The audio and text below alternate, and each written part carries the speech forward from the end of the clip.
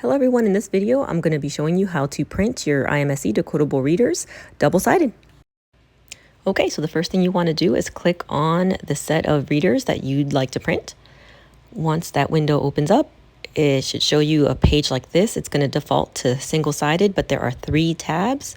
Very important to click on the double-sided tab at the top, and then go ahead and click on the set of books that you want to print. I'm going to print set 38, the CK, and then wait until it loads all the way at the top, and then click on your print icon.